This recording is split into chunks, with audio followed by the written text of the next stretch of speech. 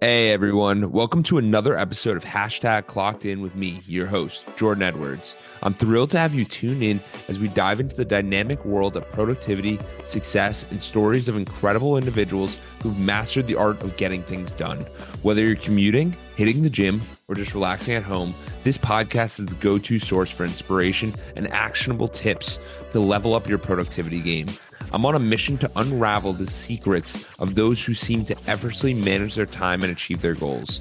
So if you're ready to clock in and unlock your full potential, you're in the right place. We've got a lineup of amazing guests, industry experts, and thought leaders who will share their insights and strategies to help us crush your to-do list and make the most out of every moment. Get ready to get inspired, motivated, and equipped with the tools you need to supercharge your productivity. This is Clocked In with Jordan Edwards. Let's dive in. What's going on? I got a special guest today. We have Danny Murawinski. He's the Chief Growth Officer for RevStar Consulting. Danny, how are you doing today? Doing great, man. Thanks for having me on. Yeah, I'm super excited. I know it's been a month in the works trying to get you on, and it's cool. So, where does your journey start? Where does everything start for you? Because you've had a pretty interesting life. Oh man, good question. I think a good place to start is when I started out with college, because that's really kind of what got me where I ended up going. But I'm originally from the Northern Virginia area, which I did not really enjoy my time there. So at the age of 19, I've been snowboarding since 1994, right? And I always loved snowboarding. Okay. At the age of 19, I convinced my parents to move down to Harrisonburg, Virginia, where there was a great school, James Madison University. But about 20, 30 minutes away from James Madison was this tiny little mountain called Massanutten. And I was in community college at the time. I didn't do well in high school, so I never had good grades. And there's a program at the community college down there called Blue Ridge Community College that basically, if you could earn a 2.75, then you got guaranteed admittance to JMU.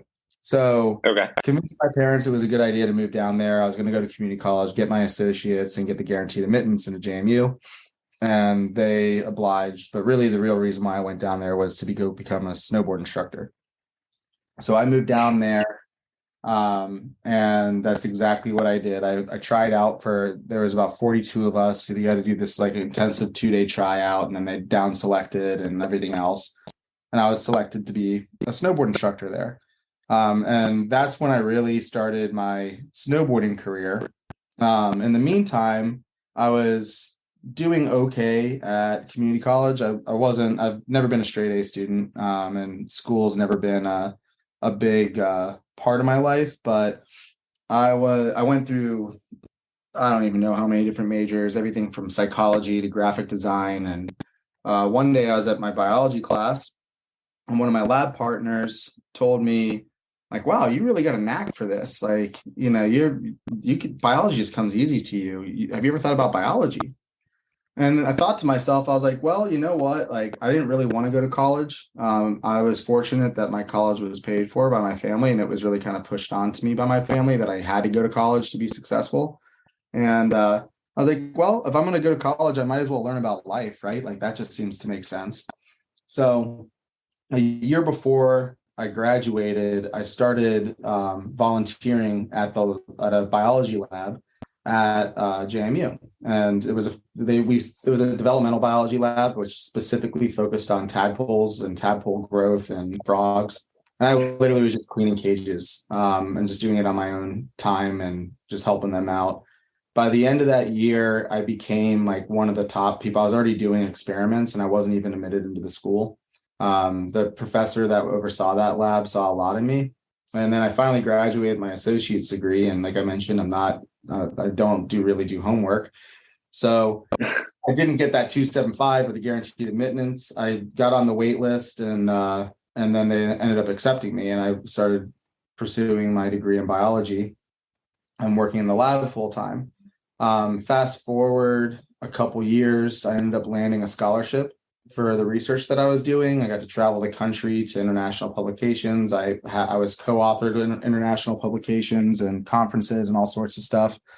And at the same time, I was also still coaching snowboarding during the winter. And I became the freestyle coach. I was coaching the freestyle team.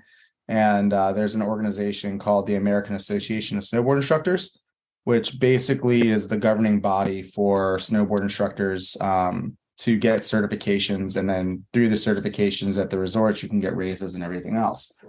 By the time I graduated, I became one of the most certified snowboard instructors on the East Coast. And I became an examiner. So I was the one that was actually conducting the exams, and my territory was Alabama to Maine. Believe it or not, there is a resort in Alabama. But yeah, so I started doing mountain staff training, and that's what got me connected and an opportunity to work with Sean White's coach and his camp. And I could fly out there and help him out. So I had that opportunity when I graduated. And at the same time, because of the research and the type of research that I was doing, the professor really wanted me to pursue a PhD. So I was kind of torn. I actually also got offered a job by Merck right out of college. So I decided to turn down the job at Merck. I decided to turn down the PhD, and I went 110% into snowboarding. So that's kind of where it all started. Really? So I find it fascinating how you were competing on several different fronts through your schoolwork and then also growing as a snowboarder. But there was also something else you mentioned. You mentioned that you were kind of like forced into school. How do you feel about that experience? Regarding college? Because a lot of people like in this day and age are in a very similar situation where they might not want to go, but their parents are, this is what's best for you, or think that's what's best for you when it might not always be. Yeah. I mean, I had the very traditional upbringing and American dream, right? From my parents' side, right? So it was drilled into me as a very young kid. Go to school, go to college, get a job, get married, buy a house, have kids, the American dream. I rebelled in high school heavily. I was not the best student. Like I said, I was partying, I was socializing, skipping school. I was always in trouble. I was always kind of a free spirit. And I used to, my thing in school, which was interesting, is I always asked why, which not a lot of kids did. Right. So if the teacher said, hey, go memorize this, I would say why. And then in college, it was interesting because in biology, you have to really like learn a new language, right? And a lot of it was memorization of all these technical terms and this, that, and the other. And I had a first generation iPod Touch at the time. And I remember going up to one of my professors I would always do well on exams, but I wouldn't do well with homework. And a lot of the homework was memorization. And he was like, Danny, you really need to memorize this stuff. And I literally pulled it up on Google and I typed it in and showed him the answer on my iPod Touch. And I was like, why? So, I think long story to it is I did it because I didn't know what else to do. And I knew that I could get my parents' support to move if I went along with their plan of, hey, I'm going to go to this great college. But I use that as my vehicle to pursue snowboarding. Yeah. And I think that's a really important tool that maybe the place you're in at that moment might not always, it can be a stepping stone in your life's path. So I think that's pretty awesome how you maneuvered that so that you can get closer to snowboarding. Yeah. I mean, and I think, for kids these days, right, like that are looking at college, you can get a world-class education on YouTube now. There's all sorts of amazing things out there. I mean, you can learn within 6 months how to be a developer just by if you really hustled and consumed the information that's out there, right? And now as an employer, and when I look to hire, I'm looking at experience over degrees. If I'll put a degree as a rec out there for a specific role for specific reasons, but for the most part, if you demonstrated results in the space that I'm looking to hire and you have demonstrated results, I'll take that over someone with a flashy degree any day of the week. Yeah, I completely agree. And a lot of people don't, it's difficult to see because the experience is, you need to hear their story. You need to hear their journey. You need to hear what they've done instead of it being what's the common book answer? What's the right answer when there really is no right answer. Right. So true for you. So you end up snowboarding and you be a snow instructor. What happens next?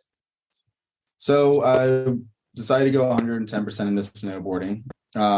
After working with Sean White's coach, I got the opportunity to then work with the U.S. Olympic team, and in specific the rookie team, which now a lot of those kids are now Olympic gold medalists. And that really got me exposure to the real professional snowboarding world. I found out, through resort instruction versus competitive snowboard coaching, they really are two different worlds, right? And when you start coaching at that level where you are coaching Olympians, I equate it to kind of like working with the Navy SEALs, right? So that before the Navy SEALs get deployed, the government will come in. They'll make sure that if they have any financial burden, they'll take care of that. If there's marital problems, they'll put them into therapy. They basically take care of everything in their life before they get pushed out onto the mission, so they have a clear head to go execute on the mission, right? It's very similar at that level of snowboarding. And I had a very unique way of doing it. A lot of the coaches at the time would, they would stand in one spot and film, and then they would do film review at the end. I was always leveraging technology. So I always had an iPad on me and I would snowboard alongside of the kids. So I was actually riding along, I was filming, I was helping them with social media, things of that nature. And then I would do on-hill review. So instead of waiting to the end of the day, they would get video review on the chair ride up. So a lot of the coaching that I did was on the chair. And then on the hill, we were riding. And so from that really gave me the opportunity and my unique style. And with all the success that I had and, multiple national champions and this, that, and the other, I started my own company, my own snowboarding company called ING Snow, which stood for Influencing the Next Generation. So I moved out to Oregon to pursue this because on Mount Hood, you can snowboard there 300 days out of the year. So moved out there, started up my own thing, and then I had a couple athletes that signed on full time with me, and I coached them year round. And ran a couple camps, had some guests come in and Olympians come in, and started doing really well with that. And at the same time, I was still kind of pursuing, what it would be like to be an actual Olympic, like a hired Olympic slopestyle coach. Because I coach slopestyle primarily. I did half pipe as well, but slopestyle is the jumps and the rails. Half pipe is the obvious half pipe. Yeah. What I found out was at the end of that, and when I stepped down or retired from snowboarding, I should say, is that those coaches don't make a lot of money. They are working 24/7, 365 for at least 300 days out of the year. A lot of them didn't have relationships. They weren't married. They didn't have kids. If they did, they were divorced, because it's just very time consuming. And I had met my wife while I was out there, and we wanted to travel and have a family and grow a family. So it was right around, I'm not sure, 2015 maybe, is when I decided to sit down from snowboarding. That, and I also have had 8 surgeries since as well. So well, that will definitely be a factor. I think the most important takeaway for the audience, though, is optimizing your time, and basically how you were coaching, I think, is such a benefit that instead of, while most people are sitting there wasting the chair time, you're prioritizing the chair time.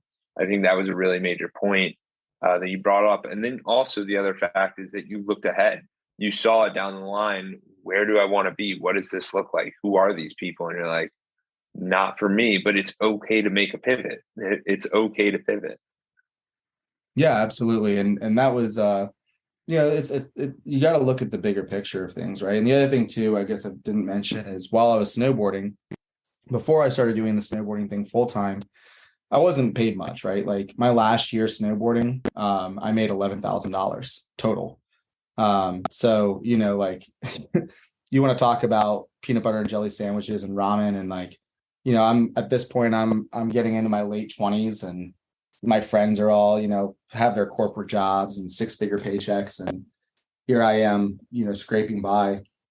And I started thinking how to be creative with how I made extra money. And that's where, you had mentioned the cannabis thing. And I started a cannabis company out there right when it went recreational. There was a loophole that you could do. So my buddy had a cannabis farm, and you could get, if you had your medical card, you could have up to 4 plants legally that you could grow, or you could give up those rights to a farmer.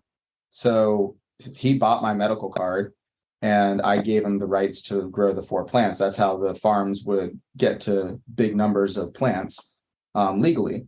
But the loophole that was interesting is it went legal in October, I think it might have been the same year, 2015. I can't remember exactly.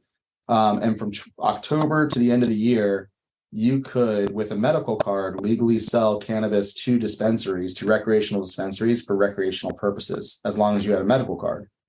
So I had the idea of, something I hadn't seen in the market was this idea of cannabis cigarettes, right? So from what I knew at the time and all the research, I had the only unbleached paper and biodegradable filter cigarette. It was literally like a cigarette. And we would use the trim from the marijuana to pack it, and roughly around like 10% THC, things like that. And we would sell packs to dispensaries. Yeah. It was wildly successful. Within the 3 months, I expanded to 7 different of the biggest dispensaries all around Portland, and my profit margins were 600%, which was so. I had an investor lined up, and I could have pursued that and we were looking at starting up our own factory and making it legit, because come the next year, you then had to get licensed, and I had access to the licensing and everything else. Well, what ended up happening is I decided I wasn't passionate. I was never passionate about it, right? I only did it to make money. That was the only reason why I did it. A lot of people thought I was crazy, because if I just grew at my current rate without adding anything, I would have netted north to $1 million in my first year. And so after I got the investor lined up, he was ready to stroke a check.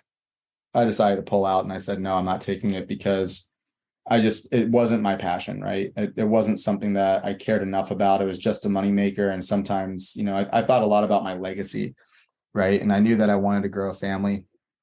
And my thought was like, do I want to be known as the marijuana cigarette guy? Or like, is that really what I want to be known as? So, that's really where I decided to not do that. And that's when I got out of the marijuana industry. I ended up giving that business over to my buddy. He never really did much with it. I should have sold it, which is what I didn't do. But I should have sold the business. But I just gave it over. And then that's when I moved into digital marketing.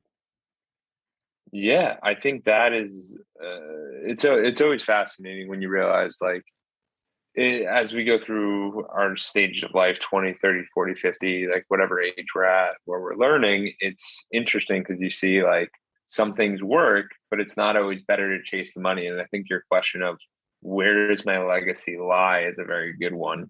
Has that always been a guiding kind of principle for you in your life? Because it seems like as you were getting older, the legacy became more important as you saw the family coming and you saw the future.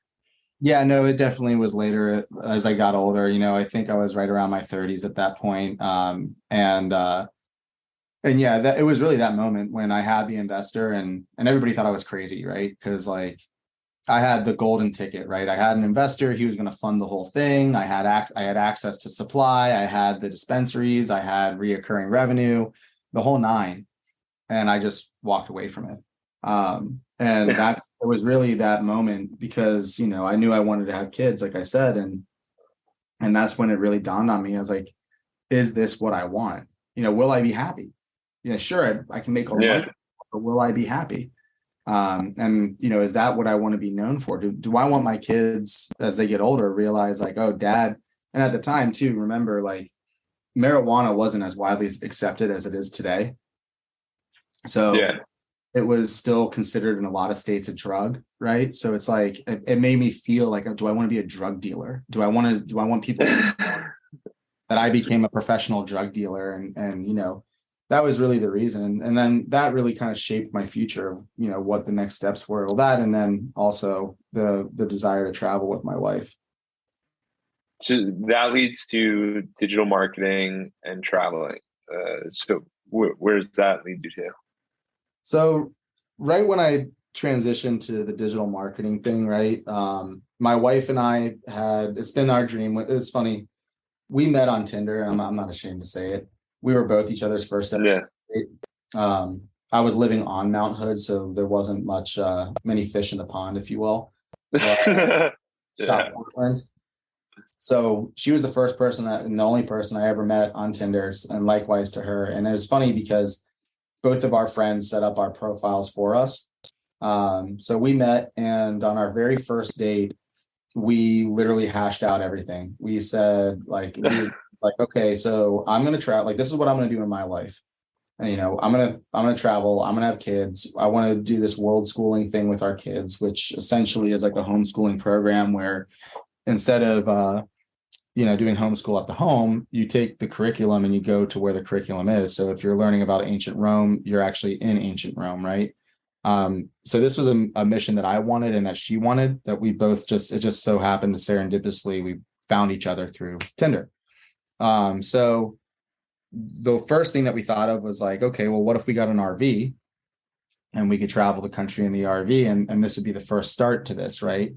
So, right when I switched over to the digital marketing company, we had already been living together, renting a house and through friends and things like that. And we decided to buy an RV together and live in that full time. And then we just kind of bounced around from RV park to RV park until we finally found a farm that let us park there that happened to have hookups. So we parked there. My wife was a full-time nanny. And then that's when I got the job with Logical Position, selling Google PPC ads.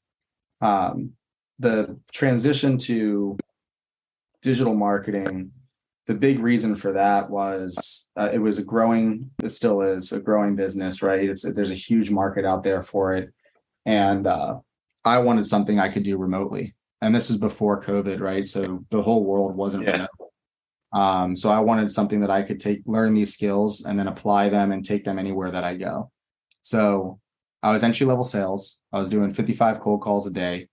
But I learned a lot about SEO. I learned a lot about digital marketing, websites, web builds, all the digital assets. I already had a strong social media background just because of my snowboarding. Because I was helping kids with their social media presence and helping them build audiences. So I did that. Claim to fame is I figured out how to close the Dallas Mavericks as a customer. That was a fun one. But I had a lot of success with it. And then I had the opportunity it wasn't really the opportunity, but my wife and I started getting the itch, and we were like, hey, we want to travel. So I tried to negotiate a remote job. They wouldn't have it at the time. So I said, okay, I'm going to resign. And so I stepped down, and they ended up partnering with me and my company, because I started my own marketing company at that point. I was making $14 an hour plus commission. And within the first week of resigning from there, I landed my first client at $25 an hour. And I thought I was like the richest man in the world. So in tangent of all this, right, my wife was now pregnant with our now 4-year-old, and soon to be 5 in May. And we've decided that we were going to, with this traveling lifestyle, that we were going to create a vlog for ourselves.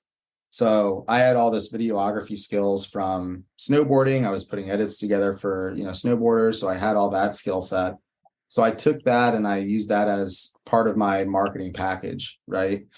And so I taught people how to film. I taught people how to edit. I taught people how to market it, how to do the SEO, how to do websites, all that stuff. And that's when I kind of first got my kickoff with this one guy. Really? That's fascinating.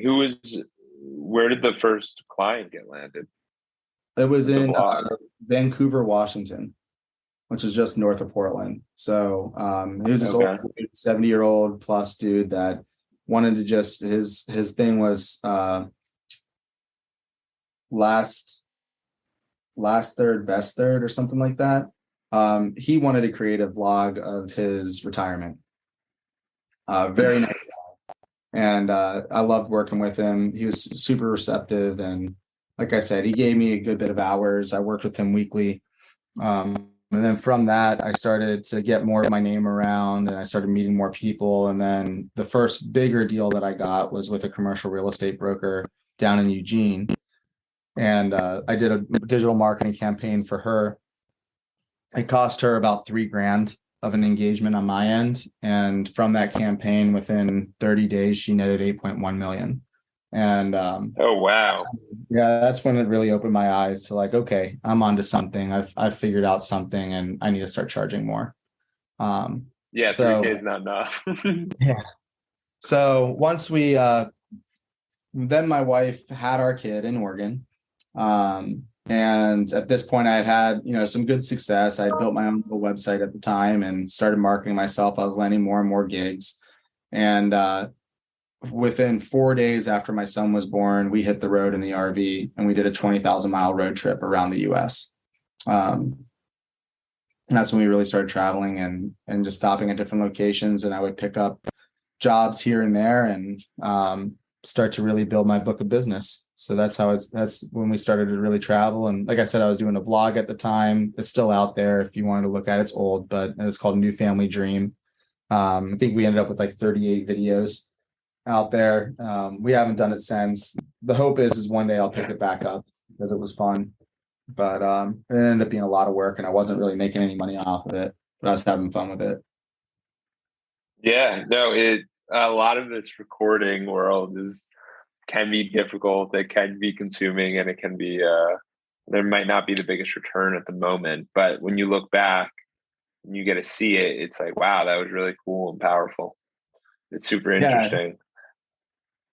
Yep. So after we traveled around for a little bit, at this point I had landed a bunch more work. I did commercials for like chain pizza places that were aired before movies that they sponsored. I did website builds for award-winning breweries. I did all sorts of different things, and I really started building up this unique system.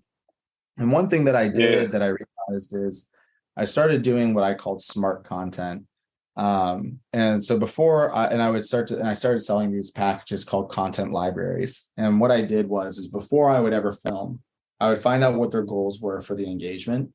And then I would do all of the SEO research up front. And then I would make sure that the dialogue that we used baked in certain keywords that they were trying to rank for. I started, making sure that everything from keyword difficulty to search volume, all of that was there. We would get long-tailed things in there as well. We would create one long-form video that I would get all transcribed, and I would put in the subtitles. Now they do it automatically, but I would put in the TTL files and things like that, so it would rank on YouTube. And then from that, I would take that video. I would chop up 8 shorts from that video, and then I would grab 22 stills. So basically what I was selling was 30 days of content for their social media and website, all with keyword rich content. So that's where I started selling those types of packages. And that led me to where my wife is originally from, which is in upstate New York. And we had the RV parked at her grandma's house. She had Alzheimer's. And so we were helping her out at the time while I was doing some odd and end jobs. And then we finally officially got married a year after my son was born in her backyard. So we were up there for the wedding and everything else.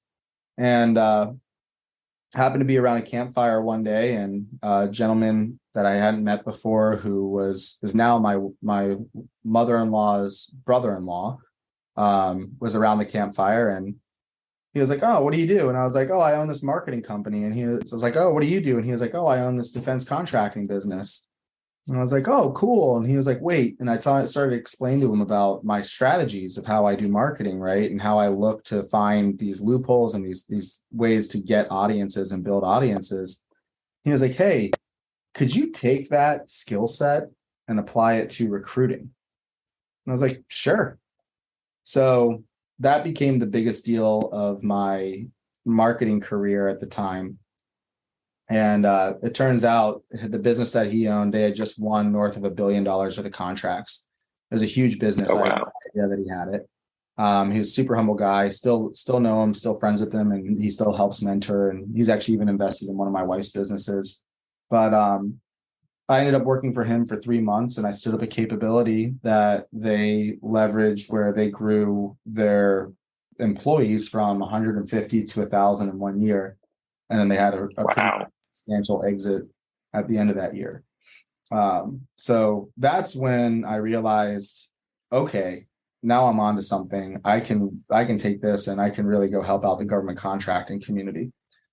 So I started consulting with different government contractors, being an outsourced marketing firm. And interestingly enough, government contractors have zero marketing departments. So it was a pretty good opportunity, and it was a niche market that I found myself in that I could cater to and help with these recruiting efforts. So that's when, at that point, then we were now pregnant with my now 2-year-old, and we were back in upstate New York because the pandemic hit. And we're helping out my wife's grandmother again. And then my wife was about 5 months pregnant. And we started looking at birthing options. My wife, bless her heart, there's actually a video on New Family Dream of it's not graphic, don't worry, but it's the birth of our firstborn son. But she labored. Oh, wow. She labored for 48 hours. Oh my goodness. And did it all natural, didn't even take a Tylenol. Wow. So she really wanted to do this natural option, and in upstate New York, right when the pandemic hit, I mean, everything was shut down, right? And we couldn't even get a doula to come to do like an at-home birth. We couldn't get a midwife. Nobody wanted to do anything. And then the birthing option at the time in the hospital was she would have to be in the room by herself. I couldn't be in the room. And then as soon as the baby was born, they were taking the baby away from the mother and independently COVID testing the baby. And the test results sometimes took over 2 weeks to get the results, because this was March going into so literally right when it happened. Right when it happened. Yeah. So like the world was caught on its heels, right? And nobody knew what to do. So my wife freaked out. And so she started doing research for a birthing center. But because we were still in the RV, she was like, let's look anywhere that we can. So she found one in Largo here that happens. It's called Breath of Life. It happened to be one of the top rated ones on the East Coast. So she's like, I want to move to Florida. This is where I want to have the kid. So we packed up and we drove down to Florida.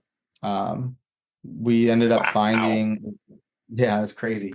So in May of 2020, right? That's when the pandemic hit. Yeah. And that was when everything in New York was shut down. Everywhere it was shut down. And then only Florida was open. Because I remember some of my buddies were visiting and they like put up on their Instagrams that they were out somewhere. And everyone's like, how are you out somewhere? This makes no sense because Florida was wide open. Yeah, it was very weird at that time.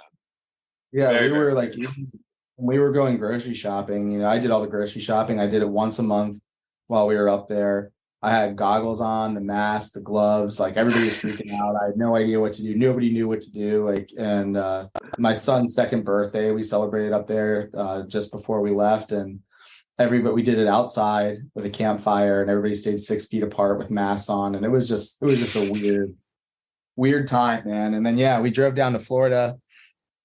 And we ended up camp hosting at Rainbow Springs up in Ocala. So that's through the state, right? So we basically parked there, and for 10 hours a week, we clean bathrooms and stuff, but we could park for free. And it was like craziest experience for us, because we went from this like mask, gloves, goggles, shut down. People are wearing like hazmat suits to like, everybody's just got no masks and they're in the, just going to Walmart. Restaurants are open. We were like, what? Shaking hands, being nice. Yeah. Very bizarre. Yep. So while we were up there, I was still doing the consulting stuff, and I talked to this guy down here in Tampa because I thought it was very interesting. His name's Andy Wilson. He owns Quiet Professionals. Super great guy. Love those guys. But yeah, I talked with him via LinkedIn. That was how I was getting the bulk of my prospects, was through LinkedIn. I was hitting up CEOs, as many as I could. Talked to him, and he basically was like, hey, if you find yourself in Tampa, give me a shout. And what was interesting about Quiet Professionals is that they were hiring marketing folks as a defense contractor, which I was fascinated by, because I was like, you're literally the only government contract business that I've seen that's actually hiring and investing into marketing. It's like, I got to talk to you. So he was like, look, why don't you come out? I was in Ocala. He was like, why don't you come out tomorrow at 7 a.m. Let's have coffee and we'll chat. Come out to the office. So I said, okay. So I drove out, 5 o'clock in the morning, got down there. And what was supposed to be maybe a half hour, 45-minute coffee meeting, and I came to kind of pitch my services to him. We ended up sitting there for 4 hours. Oh, wow. And at the end of the 4 hours, he purchased 40 hours of my consulting services. And then he said, hey, I'm about to buy this tech company. Would you be my chief marketing officer? I'll pay you a salary. I'll give you a budget. I'll give you equity into the company. Let you hire your own team, the whole nine. And so I drove back, and on my way back, I called my wife and I was like, hey, honey, great news. I got 40 hours of consulting work. And she was like, that's awesome. And I was like, and I got offered this chief marketing officer position. And she was like, what? So we ultimately obviously took it. And that's when we drove down and we ended up landing in the Dunedin RV resort. And we lived in the RV up until March of last year when we finally purchased the house. But so I worked for Scion for a couple of years, and I ended up having to resign from there, primarily because, unfortunately, not to Andy's fault, it wasn't really Andy. It was more of other people that were inside of Scion Analytics, the business, but it wasn't really managed well. And development, we were supposed to be developing a new product, and it never really got developed. So cash flow became an issue, and to keep the business alive, which it still is running, I stepped down from the business. I still have equity in the company. I still love those guys and still support them. But I stepped down to keep the business going because they simply couldn't afford my salary. And threw out a message on LinkedIn, and 5 days later, I signed with Ken Pamela at RevStar as chief growth, and here I am. Wow. Did you said Ken? Yeah, Ken Pamela. With RevStar, did you have any idea that was they were gonna? Did you even know Ken at the time? Like, I feel like 5 days is fast. Yeah. So Ken, interestingly enough, when Scion started, he came in and pitched to do our development. So RevStars, okay. So we build software specifically on cloud. We do cloud native builds. And Ken came to pitch our company. So like, hey, listen, I can do this for really inexpensive. And like, would you at least give me a shot at doing a discovery? And the powers that may be at the time, the former CEO said, no, I'm doing the development, and pushed him out. Yeah.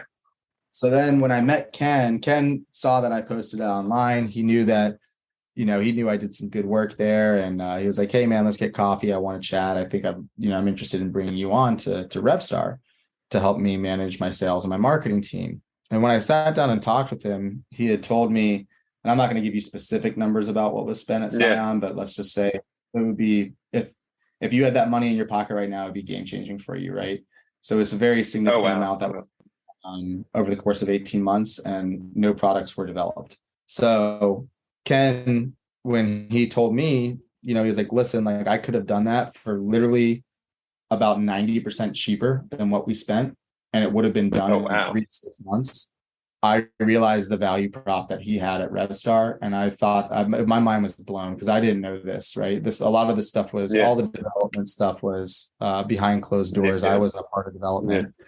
And I thought to myself, like, man, if Andy had known that we could have done this for that cost and that time frame, imagine how he would have held the people associated accountable within the company. So just that alone, the value prop of understanding, what RevStar can do was tremendous. And that's really what convinced me of what I wanted, why I wanted to sign on. And I told Ken, transparently, I'm looking to grow myself in my personal career. And ultimately, I'm 37. By the time I get into my 40s, I'd like to be able to start up my own SaaS business. And I'd like to be able to start up my own software as a service, product company and start to run that. And this is the perfect opportunity because what we do with RevStar is we build SaaS products, right? Like we build products for folks. So I get access to a wide variety of different applications, different markets. And, in the process of me learning and growing with this, we get to help out a lot of people. And it's really cool because we lift, a minimal viable product for a company and get off and we get to watch them succeed with the work that we did. It's like, it's just a really cool system to be a part of. Yeah, it's definitely fascinating. When you start to really think about it, you're getting exposure to so many more deals than whatever you could have done on your own, like the different projects and the different builds. Because if you were trying yourself, you're going to do one project. Here you're seeing like a bunch of different projects, which is pretty cool. I know we're running low on time, so I wanted to bring up, what is your wife doing? What is in this whole thing? Obviously, she's taking care of the kids and everything, but is that all she does? No, so my wife also has the entrepreneurial bug, much like I do, and so for our wedding, it's all started at our wedding. She catered all the entrees, and she made all of these big charcuterie spreads, right, like cheese and meat boards and things like that for everybody. So one of my jobs was in DC, and we drove the RV down to DC for a couple months to work out of there to be closer to my clients. And on our drive down, out of nowhere, mind you, my wife goes, "You know what? I want to be the pop-up picnic girl." And I said, "What the fuck's a pop-up picnic girl?" Sorry, I don't know.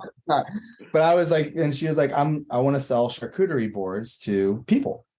And I'm like, okay, like, where did this come about? Like, I had no idea, right? I'm like, okay, honey, like, just kind of brushed it off, like, whatever you want to do. So we're down in DC. We're in Loudoun County, which happened to be the richest county in America at the time. And I'm off working with one of my customers, and my wife makes a Facebook post in the Real Housewives of Loudoun County Facebook group.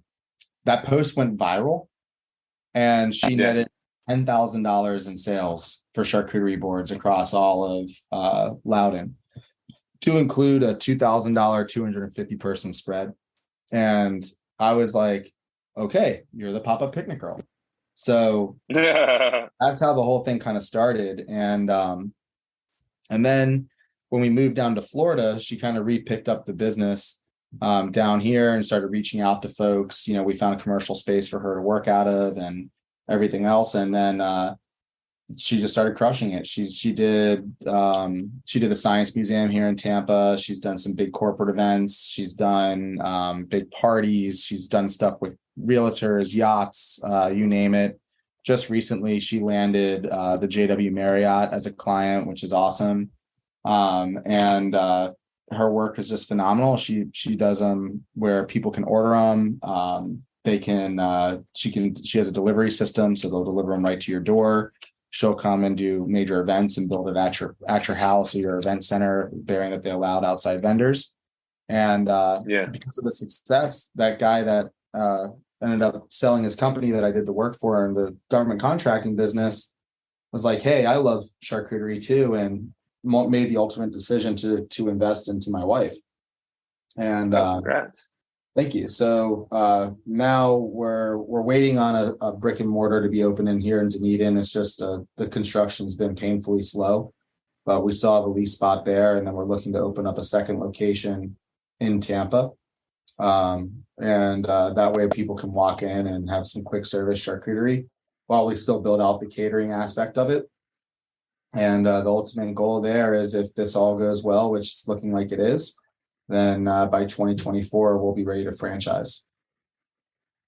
Congrats. That's incredible. Where can people learn more about you and your wife's incredible charcuterie business? Yeah, so the best place is LinkedIn. Which I'm guess you could put my profile in there or whatever, but it's just Danny Merowitz. Look me up. Definitely connect with me on LinkedIn. I'm very active on there. Don't post a lot, but I check it frequently. Respond to all my messages for the most part. And then my wife's business, the best place right now is on Instagram. And if you just look up the Pop-Up Picnic Girl, you will find all of her great spreads and everything else, and you can order through there. But yeah. Incredible. I love it. That's awesome. Thank you for taking the time, Danny.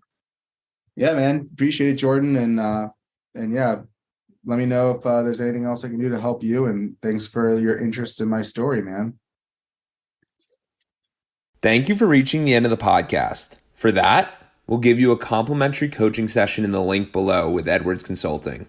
Hope to see you there and have a great day and keep clocking in.